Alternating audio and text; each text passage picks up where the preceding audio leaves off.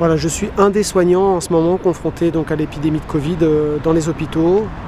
Et au nom de tous les personnels des hôpitaux, maintenant des cliniques, on est énormément de personnes, énormément de métiers différents donc à l'hôpital, dans les cliniques, mais il y a aussi en ville donc les pharmacies d'officine, les médecins libéraux, il y a aussi des infirmières libérales, il y a aussi évidemment tout le préhospitalier avec les ambulanciers, les pompiers qui font un travail énorme aussi, qui viennent comme nous tous, on vient tous au contact des personnes malades.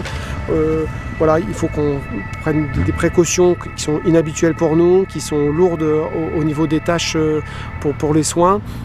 Il y a aussi tous les personnels des EHPAD, les personnels des établissements donc aussi de santé mentale, les gens qui sont dans les centres de rééducation fonctionnelle et le personnel des pompes funèbres. Pareil, je voulais vraiment vous remercier pour tous les applaudissements, pour tous les remerciements que vous faites chaque soir à 20h au balcon. Après une journée où on est dans un stress énorme, une fatigue importante parce qu'on est tous en heure sup, parce qu'on enchaîne les gardes, on enchaîne les journées, on enchaîne le stress évidemment de nous contaminer, de contaminer d'autres personnes, de contaminer sa propre famille, de savoir pour certains c'est compliqué maintenant aussi dans les familles de soignants parce que certains ont peur de revenir chez eux ou se sentent même parfois un peu rejetés aussi par leur famille. Certains cherchent des chambres d'hôtel pour loger à côté de l'hôpital.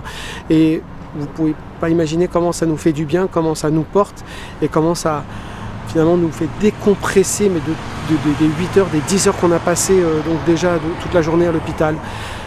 Voilà, les merci, on vous aime, mais moi à chaque fois ça me met les larmes aux yeux parce que ça nous donne du coup un sens à notre travail et à ce qu'on fait et au fait d'endurer la pénibilité qu'on a, l'afflux massif de personnes qu'il y a aux urgences. Déjà, vous savez, on a beaucoup parlé que c'était déjà quelque chose qui était en augmentation depuis certaines années, mais là en plus il y a toute la détresse, toute l'angoisse partagée.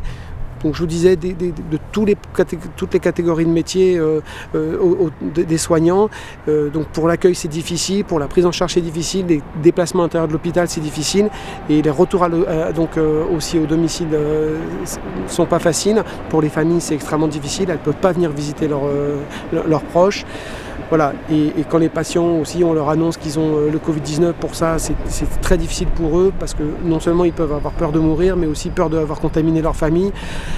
C'est des choses qu'on n'a jamais vues, qu'on n'a jamais vécues et c'est une accumulation et on sait que ça va durer en plus très longtemps. Donc le 20h, là, le balcon et voilà, toutes les personnes que vous êtes, des anges à nous envoyer comme ça, des vibrations et tous ces remerciements.